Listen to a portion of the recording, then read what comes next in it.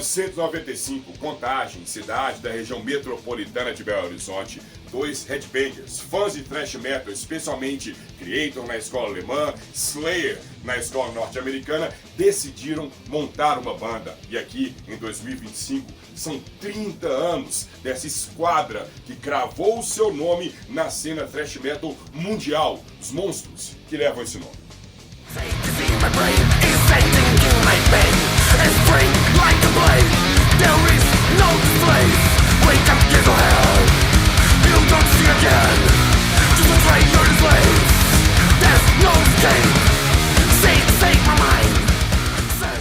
Tudo teve início no ano de 1995, ainda sob o nome de Kreiter, né? O Rafael iniciou então a ideia dessa banda, que era ser um thrash metal rápido, veloz, com riffs, né, marcantes, solos bem construídos e uma bateria extremamente agressiva. E isso foi, né, ao longo do tempo ali, 95, 96, criando essa base, criando a estrutura para o que o Dunkelheiter realmente viria a ser. No ano de 1997 aconteceram alguns shows, a banda se preparou, ensaiou bastante, a formação se consolidou ali na época com o Rafael na guitarra, o Richard na guitarra, o Rafael guitarra e vocal, o Richard na guitarra, o Fábio no baixo e o André nas baterias. E essa formação foi a formação que foi consolidada para gravar a demo tape Just for Die, né? E consequentemente veio o convite para a abertura do show do Mercyful Fate, um show que foi importantíssimo para a banda, um show que abriu muitas portas. Então a banda continuou suas atividades, fez todas as divulgações necessárias, né? Manteve ali o padrão de shows, de entrega ali para o público, né? Do que a banda queria ser. Mas ali por volta dos anos 2000, início dos anos 2000, a banda resolveu parar, onde aconteceu um hiato aí de 6 anos, mais ou menos 7 anos, e aí em 2006, já comigo na formação, a gente ainda estava com o Fábio também na formação, o Rafael, a gente recrutou o Rauan, recrutamos também o Thiago, a gente tinha uma banda juntos, Fast Trap, e aí a gente realmente retomou a história do Dunkelheiter em 2006, e aí vocês vão ver aí todo o desenvolvimento, tudo que aconteceu, todos os EPs, todos os álbuns que nós gravamos, tudo que a banda tem feito e muito mais.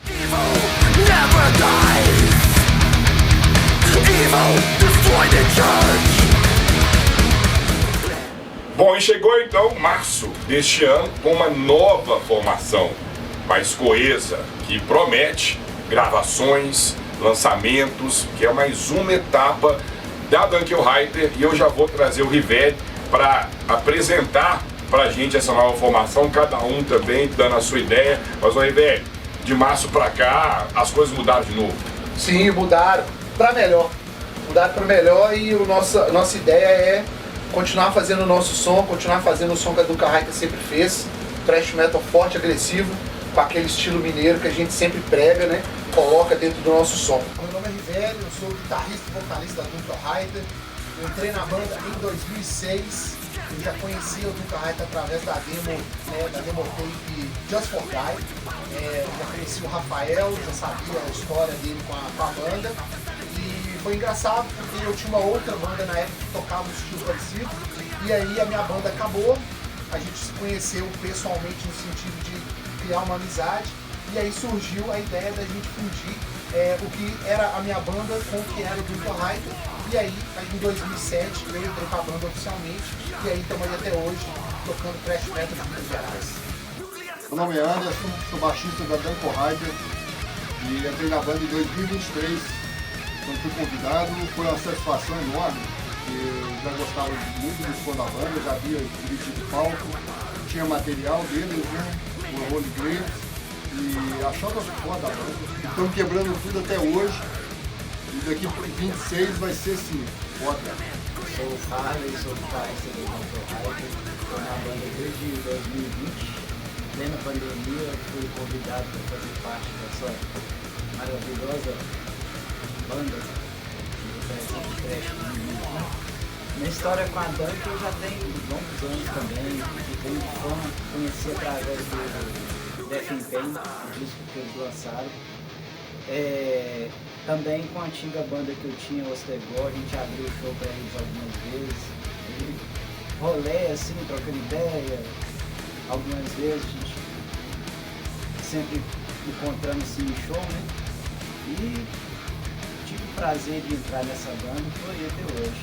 Eu sou Vinícius Brasil, sou baterista da Dunkel Reiter, entrei na banda no início de 2025. Conheci a Dunkel Reiter lá há muitos anos atrás, quando comecei a escutar música extrema, já era fã do trabalho deles e depois de um tempo tive o prazer de dividir palco muitas vezes na época com a Creator, e a gente caminhou lado a lado aí durante um longo período, foi muito foda. E agora veio a oportunidade de fazer parte da banda, então espero agregar, espero contribuir para que daqui para frente a gente não só mantenha o legado, mas consiga elevar ainda mais esse papel, né, tão importante que a Dunkel Reiter tem na cena do thrash metal mineiro, nacional e inclusive mundial. A gente vai chegando então no final de 2025 aqui reunidos, né? Nós reunidos aqui, a banda coesa, firme, posicionada para dar sequência em mais, sei lá, 30 anos. Seria possível, River, mais 30 anos de Dunkel Reiter? Com certeza. Enquanto a gente aguentar, nós vamos fazer thrash metal, cara. Mas você já imaginou você com, sei lá, com quase 70, daqui a 30 anos, com aquela riferama sua toda, você acha que vai dar, velho? Se o braço aguentar, nós vamos estar lá. O baterista der conta de acompanhar, o baixista falar que as cordas não estão pesadas, nós vamos fazer. Essa é a disposição antes. Mas você daqui a 30 anos, o cabelo já vai estar um pouco mais grisalho e tal, vai estar meio que um vício, vai estar meio que um mago assim. Você acha também 30 anos, velho? E você tá em forma, você tem fios para aguentar mais 30 anos tocando aí. Estamos quebrando pau, velho, vamos aí. E há 70, 80 anos, representando o metal, normal. Ô, A gente só não vai bater cabeça igual a gente bateu. Não vou conseguir mais, né? Vamos parar depois da cirurgia. Vai ser todo mundo parar essa Vai cirurgia. estar travado. E você, Vinícius? Mais 30 anos. O Vinícius aqui é o que tá mais em forma pra segurar a onda, mas também é o que é mais exigido, né? Eu que vou ter que carregar os caras pro palco, né? Tocar o show, vou ter que... Vai ser, além dos bags da bateria, vai ser a gente de bag também. Exatamente. Pra subir no palco e falar assim, vamos lá galera, vamos lá, nós tudo Não, mas 60 vamos, anos. mais 30 anos, tranquilo, cara. Não é mole. Tranquilo, é mole, é tranquilo mesmo, ô Fábio, 30 anos. Não é demais, enquanto tiver vida, filho, coração batendo, thrash metal, guitarra na mão. Tiesco, fala pra nós, qual que é o seu rolê, qual que é a sua vibe com Dunkel Reiter? Dunkel Reiter é uma banda já bem antiga do thrash, né? Eu lembro o primeiro show dos caras que eu vi lá no Matriz, antes de ser o Matriz, era o Caverna.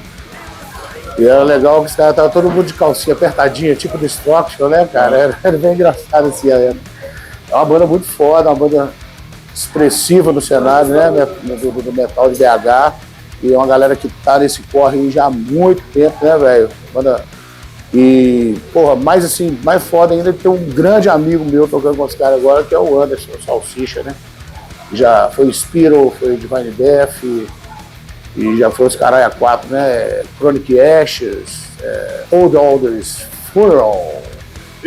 Assim, é do caralho, bicho. É uma banda que representa a cena de BH e merece estar em destaque assim, em outras situações também, sacou? Fala pra mim, então, você que também já tem mais de 30 anos de banda, qual que é o. Como é que é chegar a 30 anos? Por exemplo, os caras estão estão comemorando agora 30 anos de existência. Igual o próprio Patológico, ele enterrou. Sem parar ali, sem parar, voltar, só seguindo. Qual que é o segredo, velho, na sua opinião, não pro Patológico, não pro Dunkel Reiter, pra qualquer banda que tem 30 anos de estrada, velho? O cara tem que gostar de metal pra caralho, tem que amar essa porra mesmo, né, velho? Tem que viver isso 24 horas e respirar isso pro cara poder dar sequência numa história de 30 anos. Muita gente para e recomeça, né? O segredo, cara, é amar a parada mesmo e se entregar mesmo. E sem pensar em dinheiro, sem pensar em história de tocar e fazer metal, fazer acontecer. Eu acho que é isso, cara. Em BH é mais difícil chegar a 30 anos ou é mais fácil durante o metal? Eu acho que qualquer lugar é difícil, cara, né? Se torna fácil quando é essa coisa que eu tô te falando, quando você tem esse espírito, né, da parada e você gosta mesmo, você vive aquilo, fica mais fácil, né? A gente sempre acha um tempo para fazer, apesar da idade, apesar das dificuldades, apesar, né, de tudo que acontece na vida individual de cada um. Mas o segredo é isso aí, cara. Se os caras estão aí há 30 anos é porque eles amam isso que eles estão fazendo. Né? Só posso parabenizar a galera por isso aí.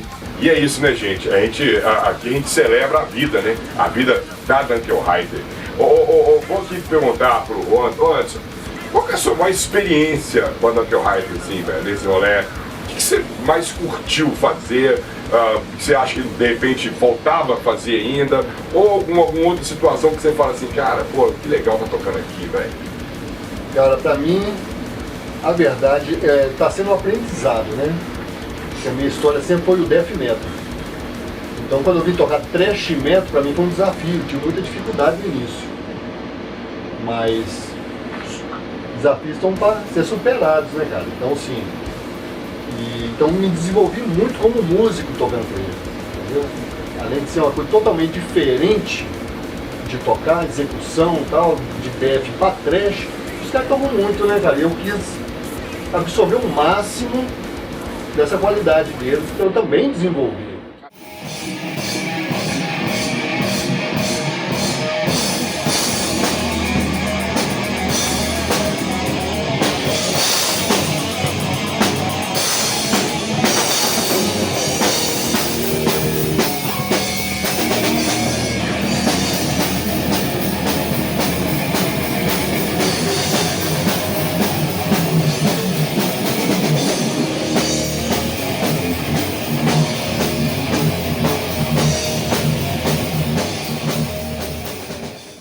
Eu nunca toquei thrash metal na minha vida. Qual que é o seu desafio? Qual foi o seu desafio maior dessa variação? O que você teve que fisicamente fazer, em termos de instrumento? Mesmo, execução das músicas, assim, é uma maneira totalmente diferente de tocar, né? Paletada mais rápida? Não, esse é meu estilo. Pode crer. Esse é meu estilo. Ao contrário, às vezes. Saber a hora de reduzir. É a hora de marcar, então, mas eu não consigo. Entende? Eu não consigo. Esse é meu jeito de tocar. Não consigo. Por isso que eu toco metal extremo. Entendeu? Porque senão eu tocaria blues. Eu não dou conta. Mas foi massa. É porque eu não dou conta. Não é que eu não gosto de blues, mas eu não dou conta de tocar. Eu preciso. O meu momento de pôr pra fora. Mas foi massa, porque você entendeu também como é que a coisa funcionava. Exato. Porque assim, a gente queria o baixo mais presente, não no sentido técnica de ficar ali fazendo 1 milhão de notas, mas no intuito dele ficar pesado, absorvendo o estilo dele tocar. E isso que foi do caralho, porque aí na hora que a gente viu o que a gente podia explorar, e ele falou assim, pô galera, e aqui, isso aqui, eu posso fazer assim, eu posso fazer desse jeito. E aí ele foi entendendo onde que ele podia chegar, né? Assim, foi do caralho que o que eu achei mais massa foi essa questão do aprendizado. Porque ele é um camarada, né? Já tem um tempo mais de metal do que a gente. E ele trouxe uma bagagem violenta e virou e falou assim, olha, eu toco assim e tal, mas como é que você acha que a gente pode fazer? E foi doido demais, como foi, Fábio? Foi um negócio doido, porque nós como guitarrista, a gente fica muito focado naquela coisa do riff e fala assim, porra, e o baixo? Ah não, o baixo tem que entrar aqui nesse espaço, né, nessa coisa de acompanhar a bateria na parte mais pesada, na cozinha. Porra, e o Anderson fez isso de uma forma massa pra caralho. E o mais legal, valorizando muito o trabalho dele no sentido de abrir a mente pra poder encaixar o jeito dele tocar com a banda.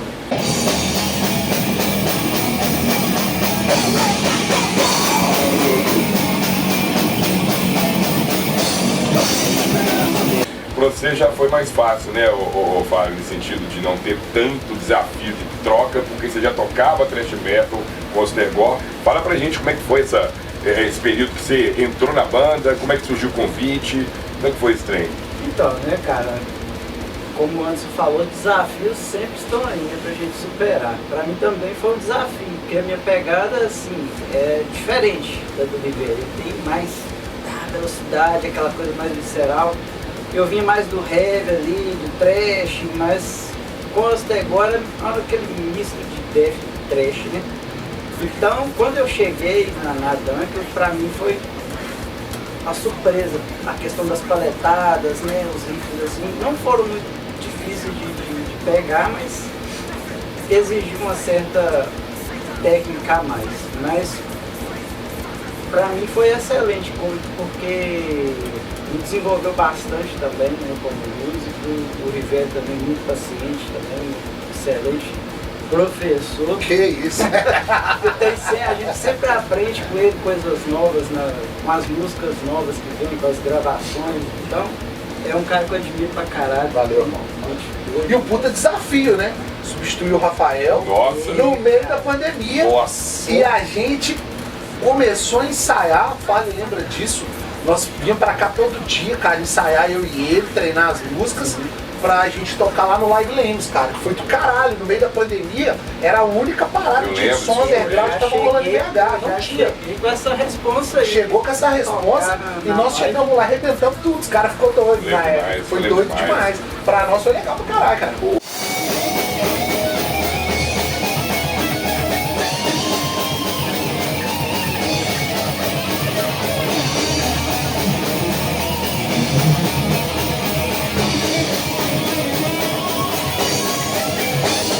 Aí você citou uma coisa aí que eu vou ter que te perguntar, né?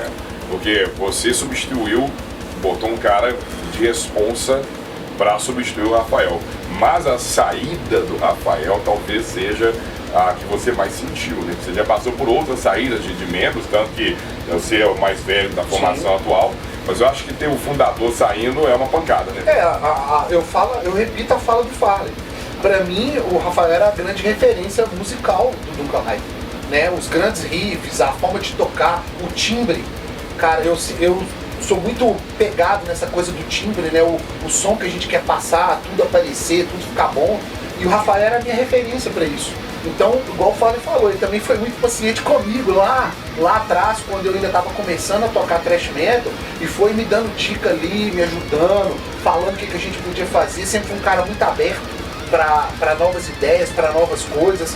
A gente construiu muita música do Duncan Hyde aqui, nesse estúdio, eu e ele, sentado aqui, às vezes eu até tocando bateria, brincando ali uns riffs, pra gente poder gravar alguma coisa, trazer isso pra banda.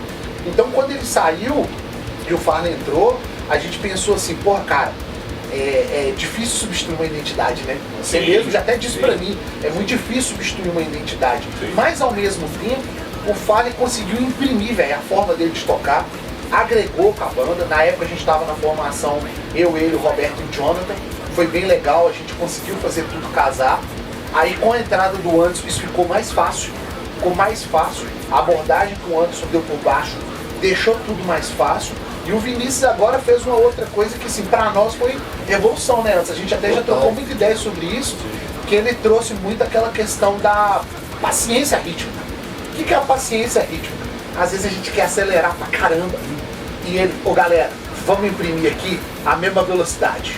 Vamos lá, vamos trabalhar o metrônomo, vamos trabalhar a força musical, a pressão sonora, e não só a velocidade, aquela coisa de tocar rápido, tocar rápido, tocar rápido. Isso pra nós tá sendo um aprendizado violento. Nós estamos falando aí de 8 meses, né, de trampo, cara, direto, onde todo mundo tá tendo que fazer o quê? Aprender e agregar e absorver a forma do cara tocar. Isso é foda.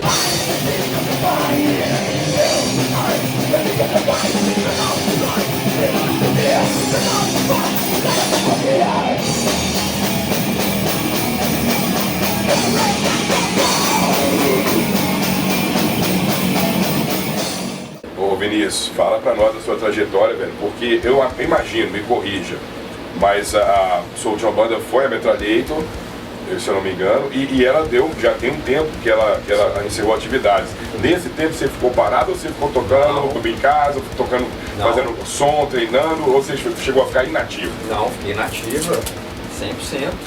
Fiquei em off. Certo. Mas ativo 100%, nunca parei de tocar, muito pelo Tocando contrário. sozinho? Estudando muito, tive alguns projetos de estúdio, toquei como freelancer, com projetos de amigos, toquei também, até fixo também, com músicos que eu conhecia aí nesse meio, algumas coisas diferentes, meio fora do metal ali, mais voltada para o metal alternativo. Uma grande amiga minha também que tinha um projeto, uma pegada meio pós-punk, gótica, eu também toquei com ela um tempo, fui ali abrindo também o meu leque, né? Artisticamente falando, né? O meu leque como artista mesmo, como músico, mas essa vinda pra Dunkel, cara, ela foi pra mim como uma volta pra casa, porque o meu início, né, na bateria com banda foi justamente no thrash metal, né, com a Metralhator. E aí a gente até, né, caminhamos juntos aí durante muito tempo. As duas bandas, a gente brinca até que eram bandas irmãs ali na época. 2007 aí, 2008, 2007 até 2013, 2012 por aí, cara, era Metralhator e Dunkel ali. Então assim, e depois disso, né, eu tive a passagem pela Aperbelts, tive a passagem pela Martyr, que eram bandas Aperbelts bem old school e tal, mas era mais aquele lance mais do black metal e tal, que é, né, o estilo que eu mais consumo, que eu mais aprecio, além do thrash. E aí depois eu tive esse período que você citou, que foi esse período mais off, mais em stand-by ali, mas ainda assim estudando e tal. E cara, surgiu essa oportunidade e é esse sentimento que eu comentei. Voltei pra casa e foi muito legal, porque aí houve esse tempo para estudar, para aprender mais coisas e justamente para poder trazer essa bagagem e agregar isso que o Rivelli acabou de comentar, dessa questão mais técnica, mais focada ali na precisão, né, de entregar um trabalho mais lapidado, porque é uma característica que a Dunkel tem, que a Metralhator também tinha, que eu sempre procurei através dos trabalhos dos quais eu fiz parte, que é esse som. Apesar de eu gostar muito de som toscão também, gosto muito de barulheira, sujeira, mas como artista, como baterista, eu gosto muito dessa escola mais técnica.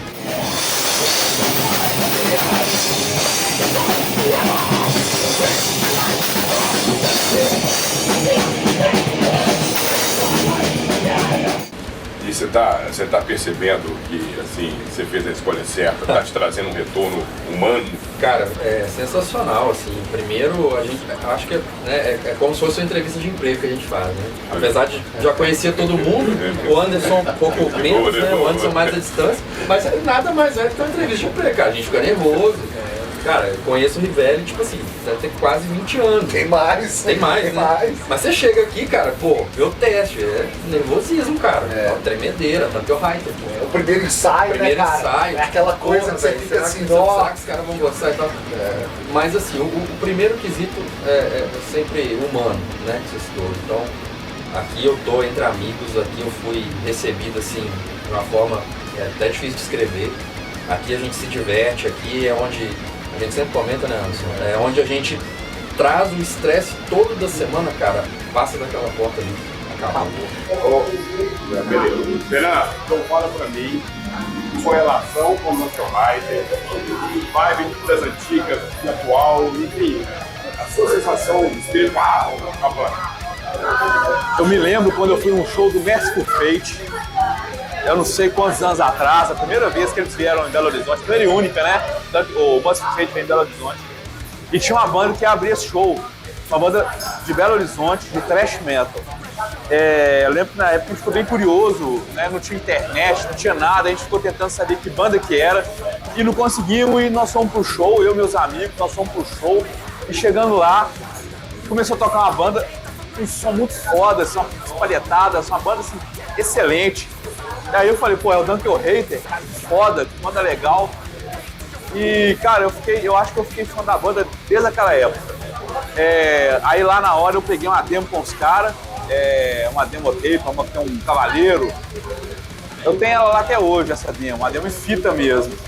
E de lá pra cá, depois a banda sumiu um tempo, ficou sem aparecer, né? O underground sempre difícil, né? Sempre com altos e baixos. E de repente, na década de 2000, se eu não me engano, o Dunkel Reiter retorna. E aí eu fui procurar um material para escutar. E, cara, a sensação foi a mesma. Assim, uma banda excelente de thrash metal, aquele thrash metal paletado, um monte de base legal. Fui logo procurando os caras. E aí, bicho, porra, que banda legal, vocês voltaram. O material, eu fui adquirindo o material deles, né? Eu tenho todos os discos do Dunkel Reiter. E uma coisa muito foda é porque assim, eu também faço arte gráfica, né? E o último álbum deles, eu trabalhei na capa do disco, no encarte do disco todo. Então, assim, Dunkel Reiter é uma banda assim, que eu gosto demais, assim, temos uma relação muito próxima com eles.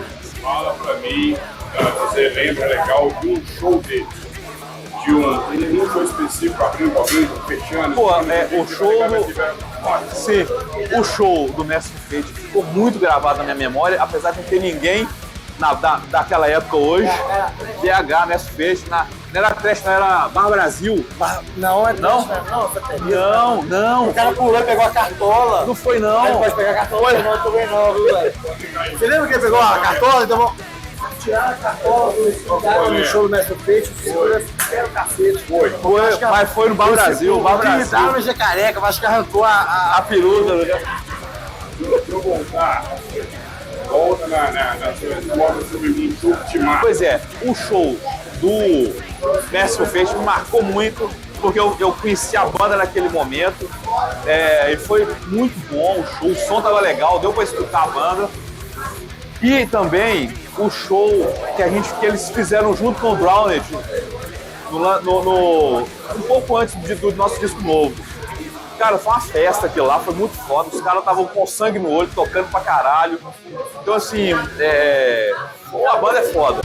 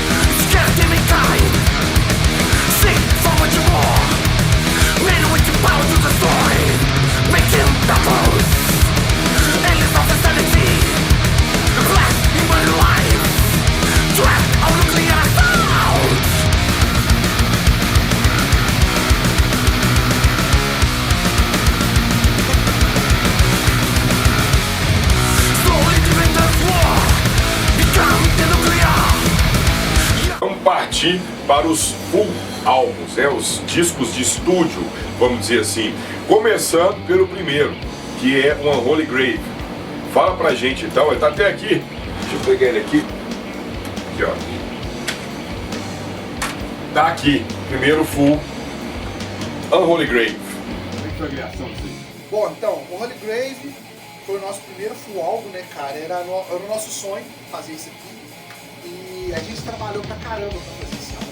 Então, o primeiro ponto foi escolher um bom estúdio, né? Escolher um estúdio, principalmente, que tivesse uma produção já dentro do metal extremo. Então a gente escolheu o estúdio Apache para poder fazer esse álbum. Foi assim um processo muito bom, a gente já estava mais treinado, a gente foi muita experiência com gravação, onde a gente já conseguiu explorar um pouco mais os times, era um estúdio que tinha um equipamento muito bom disponível para a gente poder trabalhar. As músicas que a gente tinha feito eram as melhores músicas que a gente tinha feito, então era o melhor material que nunca mais tinha. E assim, foi muito legal fazer esse álbum. Hoje o Jonathan, o Roberto, o Rafael, a gente teve a oportunidade de usar o estúdio, posicionar o microfone, testar a caixa, testar o amplificador, fazer o som de bateria, soar o school, mas eu acho que o grande detalhe desse álbum é que a gente queria tirar um som que a gente tirava e fazia com o nosso estúdio, sabe? Então a gente tinha um equipamento muito simples, mas a gente esse álbum para a questão da arte da capa que a gente trabalhou na época da Raí, ela fez a capa pra gente e toda a produção foi feita por nós, né? Nós trabalhamos internamente. Isso é uma coisa que o Bunker Hype tem desde sempre, que é o do it yourself. Eu acho que praticamente tudo que a gente fez até agora, a maior parte do vídeo foi nosso e não vai ser diferente assim pra frente.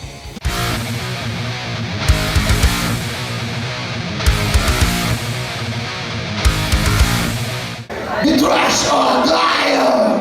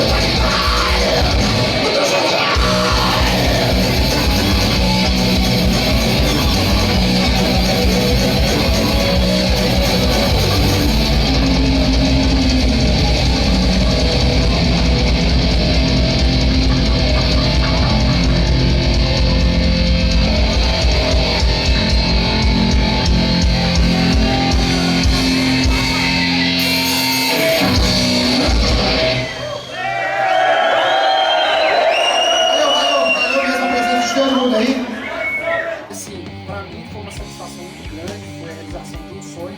A gente lançou esse álbum em janeiro de 2014 e gravamos ainda desde 2013 e lançamos em janeiro de 2014. Fizemos bastante show na época, tocamos e inclusive tivemos a oportunidade, né, de abrir para a banda gringa nessa época. Né? Qual mais bandas? Cara, nós tocamos esse álbum na íntegra no show que a gente abriu pro Destruction.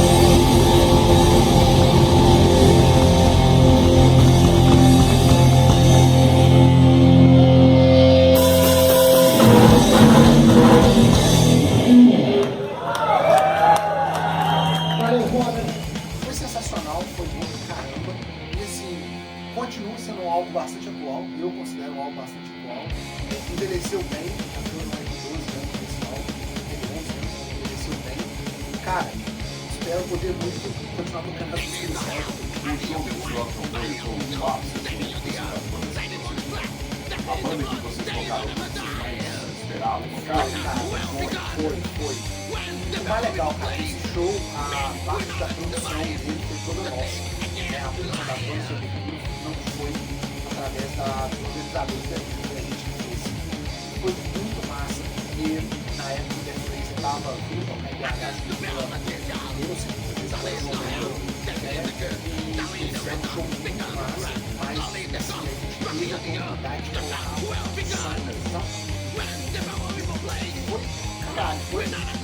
esse foi a realização do sonho. A banda uma banda seguinte, deu uma oportunidade tanto no show do Sonic quanto no show do The Fraser, a oportunidade de pensar nos caras. Foi massa pra caralho. Foi uma experiência única, assim. Inclusive ele elogiou também pelo fato do Dom ser alemão, né? Da banda ser alemão. Coisa, inclusive, o guitarrista do Sodom na época também até brincou com a gente, porque o Dunkel tem um L a mais, né? Então, essa questão do L a mais é proposital para realmente não ser uma coisa só de pegar uma palavra alemã e usar no mundo da banda. A gente realmente criar uma identidade. Agora vamos então pro segundo disco, né? Que é o Endless Agony. E você, toma aí que eu fiz essa, meu filho, você participou da gravação, conta aí da experiência da gravação, como é que foi a produção desse disco? Bom, esse disco aqui foi meu primeiro neném com a Dancorai, né? Tivemos o prazer de gravar aí com o nosso amigo Hudson Rosabal. O processo foi feito no estúdio interno dele mesmo, em casa. Só que o processo de gravação em si, né, se deu eu tirando as músicas, me passando as tablaturas, estudei bastante para criar os solos, né, para ter inspiração de outras fontes também. Então foi um marco aí que iniciou a minha vida como a banda profissional, assim, né, minha porta de entrada quando eu E por quanto tempo de produção, meses, como é que foi? Assim, Cara, levou muito tempo pra sair? Levou porque teve a questão, nesse período, teve a transição da saída do Roberto, da banda, né? Ele gravou parte do álbum e o restante a gente mesmo que deu sequência, né? Então, atrasou um pouco no lançamento do álbum, por essas questões, tá? Mas foi todo esse um ano de processo? Deu um ano mesmo, foram 10 meses. 10 meses. Tinha estipulado uma data para sair e saiu a data depois, mas... Depois que a gente gravou as baterias, aí que... Ó, as baterias foi rápido, tudo que pareça. A gente gravou as baterias rápido. E aí, quando a gente partiu para a parte de guitarra e baixo, aí a gente agarrou um pouquinho mais. Mas ainda assim foi um processo muito massa de fazer. E o Endless Agony, ele tem uma instrumental. Tem uma que, salvo engano, é a primeira instrumental da banda. Não é a primeira instrumental, mas ela seguiu a ideia de ter uma música instrumental no álbum, dos outros álbuns, né? Das outras coisas que a gente já tinha gravado, mas ela foi uma música um pouco mais soco na cara. As outras músicas tinham uma coisa mais de técnica, de absorver uma atmosfera e tal. Essa não, na verdade a gente tem duas instrumentais, né? A gente tem a Violence e a Beyond the Mask of Insanity, que é uma música maior, a maior música do Duncan. E essa aí, na verdade era dela que eu tava lembrando aqui. E o detalhe é que, escutando essa mais longa, tem muita referência de Metallica, das instrumentais de Call of Cthulhu. Metallica, Não, é To Live to Die também, tem os elementos dela ali e tal. Sim. É influência também. Isso, a ideia era captar um pouquinho disso daí, né? E outra, colocar umas paradas diferentes, um dedilhado, né? Coisa que normalmente ao vivo a gente não usa tanto, né? A gente tá começando a pensar nisso, mas para usar mais pra frente. Mas nessa música a gente queria extrapolar. A ideia era fazer um junta-junta bem coeso dos riffs para construir um negócio realmente grande.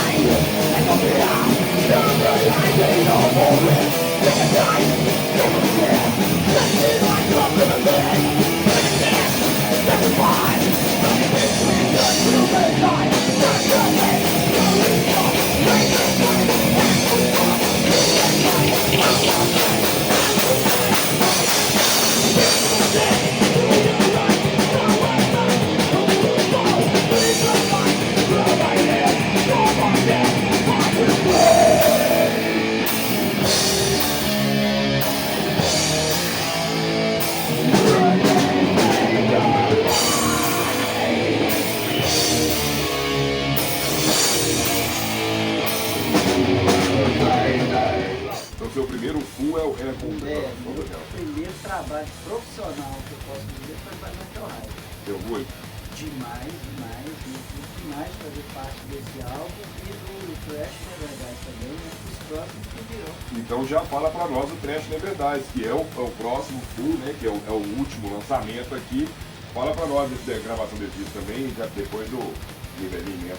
Claro, nós também foi um processo maravilhoso de gravação. Já estava mais habituado, né? Então as coisas fluíram assim, como a água no vinho, né, cara?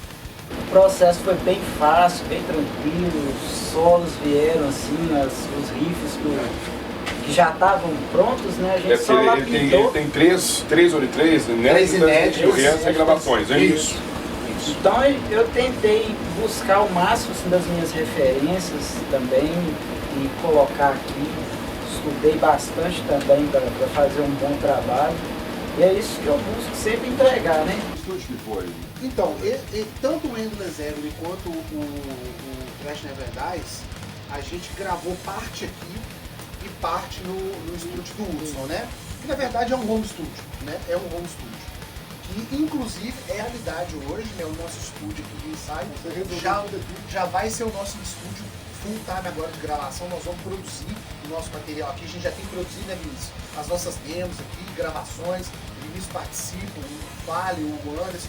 A gente já cria as coisas aqui para poder facilitar na hora que a gente for gravar músicas inéditas. Mas nesse caso aí, a gente seguiu mais ou menos a mesma linha do Endless Agony. Gravamos o que era para ser gravado aqui e o restante da produção foi feito junto com o Hudson. E aí, cara, entra as outras músicas. Eu queria passar pela história, Fraga, eu queria passar pela história do Duncan High. A arte desse álbum foi feita pelo Fernando Grau, um abraço pra ele aí. É um camarada também que trabalha com a gente sempre, que ajuda pra caralho. E a ideia era ter um resumo, sabe, de tudo que o Duncan High tinha feito até então, só que com um pouco mais de produção. E o Hudson, cara, um cara sensacional, um produtor musical, entende pra caralho de som, de guitarra, de baixo, de bateria, sabe homogeneizar tudo de uma forma absurda, paciente com os nossos erros de gravação, né? E ele conseguiu imprimir aqui o som que eu queria, que não teve aqui.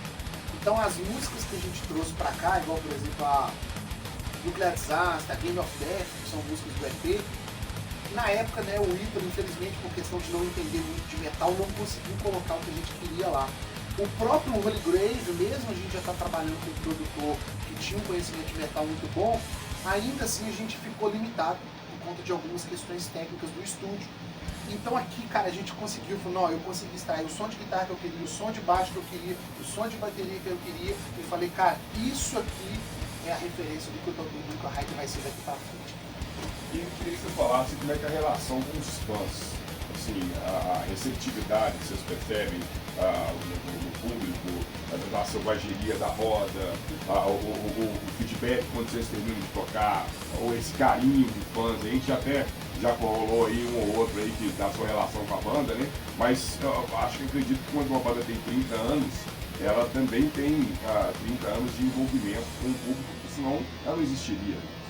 Como é que é? Como é que vocês acham isso? Cara, é uma coisa bem positiva, né? A galera quer vir tirar foto, quer trocar ideia, comprar material, né? Eu gosto muito também. Eu até comecei a falar disso, né? Quando eu comentei da minha vida pra dupla. A gente, voltando na questão da responsabilidade, né?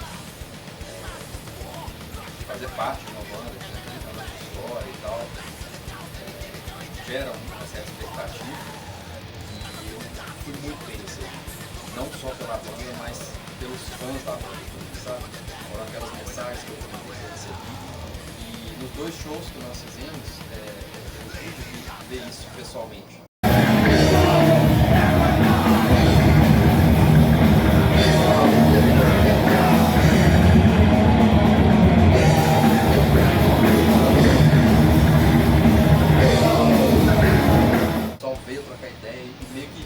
Dando boas-vindas mesmo assim, né?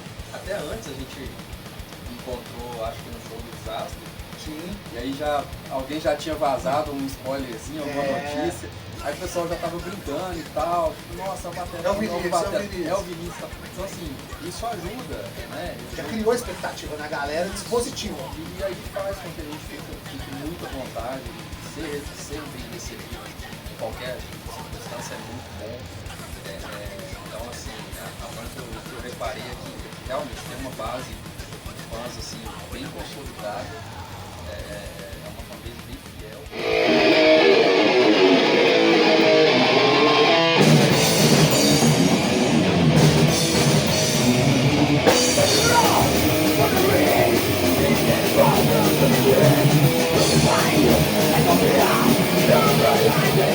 É outra história do Mr. Rock, que era aniversário de casamento do cara, a família do cara toda na casa dele, ele almoçou com a família, largou todo mundo, falou, tem que ir ali, foi lá pro show, largou todo mundo, foi lá, quando a banda, tem que, inclusive, tem que valorizar muito isso, né? Isso é uma onda, né, cara? Mas é isso, cara, E é isso é o- que paga tudo isso. E aí faz o link com aquele que você perguntou, da questão de como que é o ensaio e tal.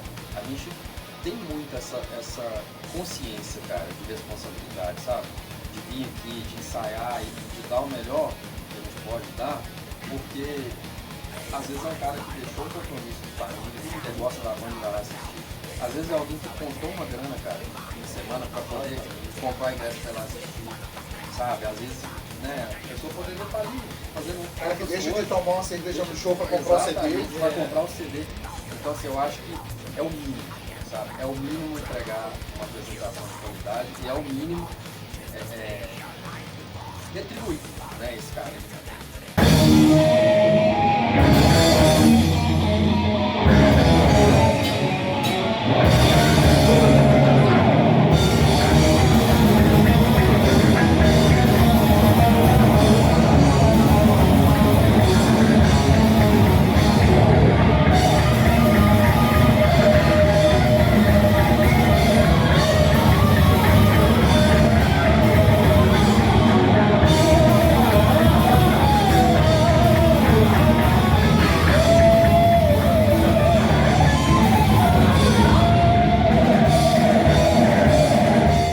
Ô Anderson, como é que é? Qual que é a sensação de você estar no palco tocando, sei lá, com a pista da roda, o palco quebrando, soco pra tudo quanto é lado, correndo em círculo, se alguém cair, levanta e tal, mas aquela coisa beligerante. Qual que é a sensação, velho? A melhor que pode se Você sentir. perguntou pra pessoa certa. Você falou pra pessoa certa. É isso que é o combustível pra gente em cima do palco. A gente também Energia. retribuir a energia, porque o Duncan Hyper é energia. Eu sempre falo isso.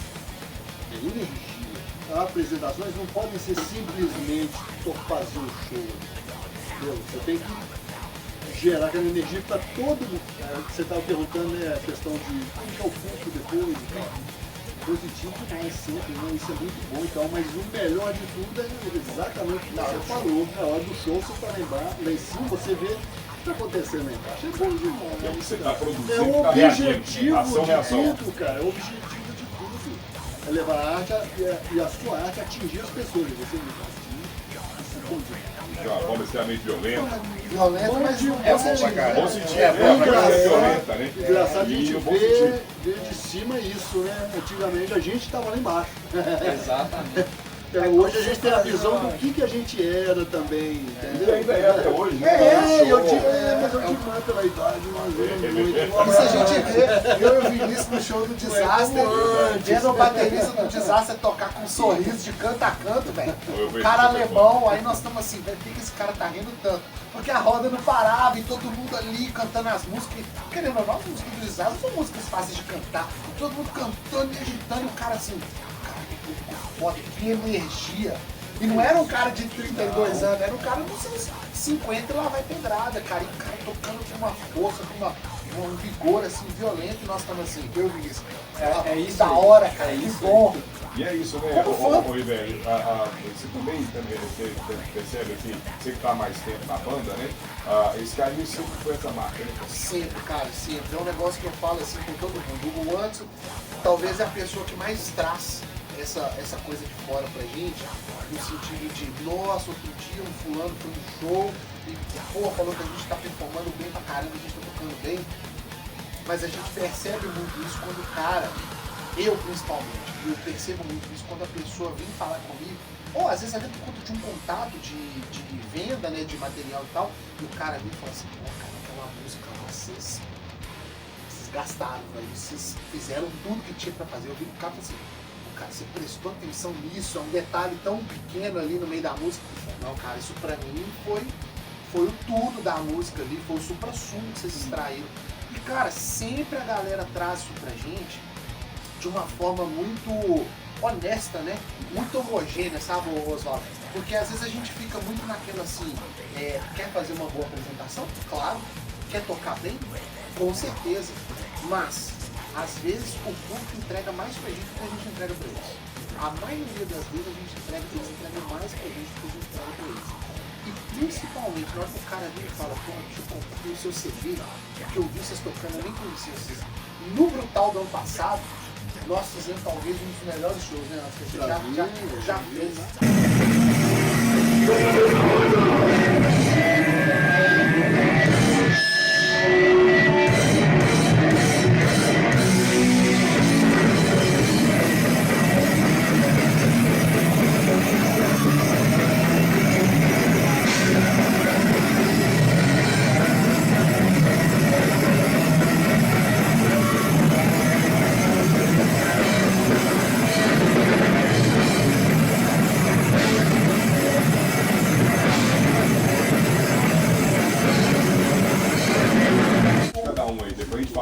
Esse foi o show favorito, mas o rolê de CDM foi do caralho, Nós vamos falar dele. Mas no Brutal foi talvez um dos shows que tava muito cheio, né? A gente tava com casa cheia, energia total. Mas foi um dos dias que a gente teve mais retorno positivo. Brutal Devastation de 2024. 2024. Foi sensacional, nós tocamos na hora certa, o público certo.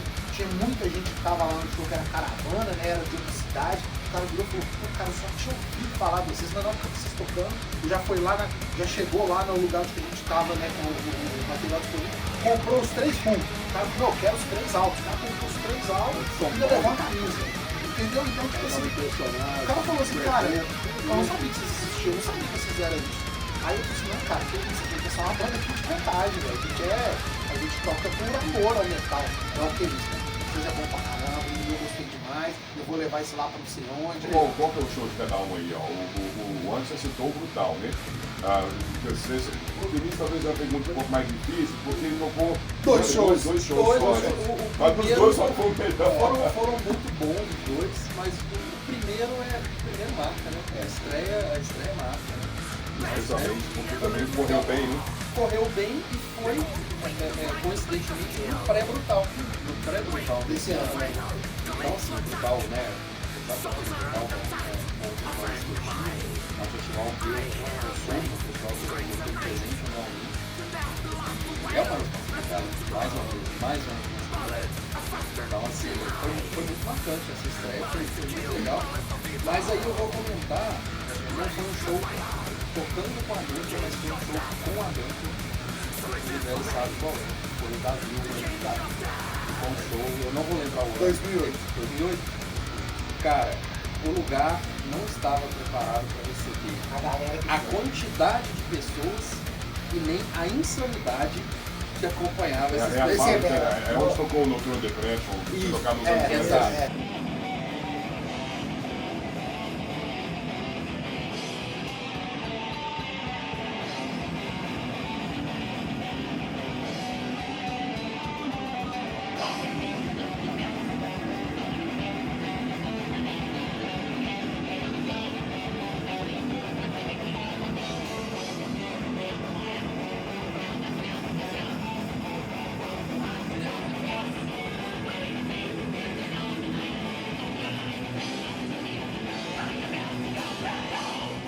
Esse show tinha Metroiator, tinha Metal Hyper, tinha Flagelador, Crash Attack. Cara, tinha muita gente. E a galera, assim, tem alguns... Foi até 6 horas da manhã. Foi até 6 horas da manhã. E tem alguns vídeos, eu acho que ainda tem no YouTube alguns vídeos. você não consegue ver o palco, você não consegue Eu tenho ver um a vídeo banda. completo da dupla Hyper nesse show. Cara, assim, esse show me marcou de um jeito. A galera vai ver. Então E é vai engraçado ver. porque procura lá, que é Porter. Não foi Order to Não, Kill. não. Vou lembrar o nome depois. Depois a Não foi, gente, não. a gente posta, mas assim, e já puxa um outro gatilho. Às vezes todo mundo espera quando a gente vai falar de show mais importante, e não que não seja, obviamente, as aberturas, os casos da Luciana, né? O pessoal pra nossa referência.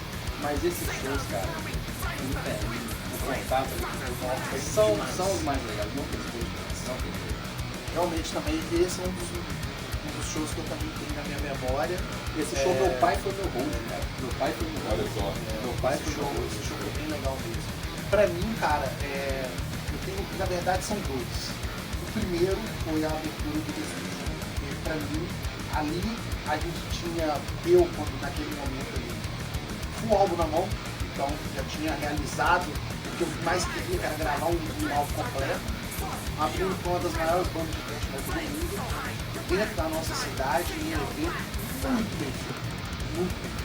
Então, quem tava lá viu, a nossa performance foi muito boa, a gente tava muito menos travado, muito mais tranquilo, mas em segundo lugar eu coloco junto o nosso show lá no Campo do Meio Metal Fest, foi o segundo show do ano.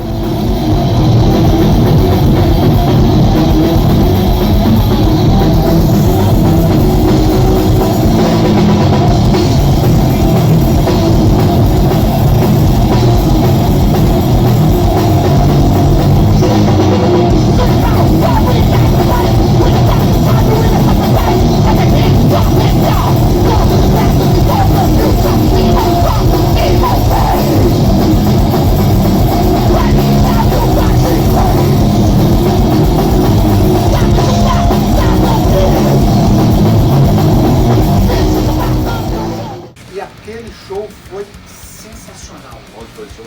Campo do Meio, a cidade de Campo do Meio, a cidade do interior de mim, CDL. Aquele show foi sensacional por conta de dois motivos. Primeiro, o rolê. O rolê foi sensacional, sair com os caras, a gente chegar lá, viajar pra poder tocar e tal. Foi muito da hora. Hey, Headbangers! Todo mundo doido já aqui pro evento CDM Metal Fest. Duke Hyder! E segunda, a estrutura. Nossa, porra, nós tocamos numa estrutura que a gente nunca tinha tocado. Um evento aberto, né? Aberto na cidade, bem na cidade. Mas assim, cara, receptividade, a presença, o palco demais. Foi muito bom, né? Então pra mim não são esses coisas. E você, Paulo? Possivelmente foi esse do CDM. Em particular também um show que eu fui, não era da banda ainda, eu fui no Bolete mesmo, lá em 2009. Porra, cara, 2009! Aqui não existe Natal? Aqui não existe Natal? Não existe todo Natal. ano. Era Aquele dia ali, ó. 25 Ele tá ali em algum lugar, o flyer Era dele. dia 25 de novembro. Tipo É, isso, né? é Foi isso uma aí. banda Nossa. assim, e eles foram tocar no dia, se não me engano, na época, um distribuidor. Enfim, ao final do show foi só insanidade. Tinha uma distribuidora de 24 horas lá. Isso, nós bebemos tudo que tinha lá. Bebemos tudo que Tudo, tinha. acabou, não sobrou No nada. final, toquei galerão na rua e tem essa foto também em casa tenho. até hoje. Insano demais esse rolê. Esse rolê velho. foi foda, nós somos de van, De van. saímos daqui bêbado, chegamos lá bêbado, tocamos bêbado, voltamos bêbado. Foi o dia mais doido, né? Doido pra caralho. Foi O que isso. você espera a banda, né? Qual que é a sua expectativa em termos de continuidade para o Dante Hyper chegar pelo menos a mais, no mínimo, 15 anos, 50 anos, sei lá. Bom, então assim, cara, eu acho que, né, fechando esse ciclo de 30 anos aí que a gente tá, né, comemorando aqui hoje, fazendo essa celebração aqui hoje, a gente percebe que a banda, ela ainda tem muito sangue pra dar, né?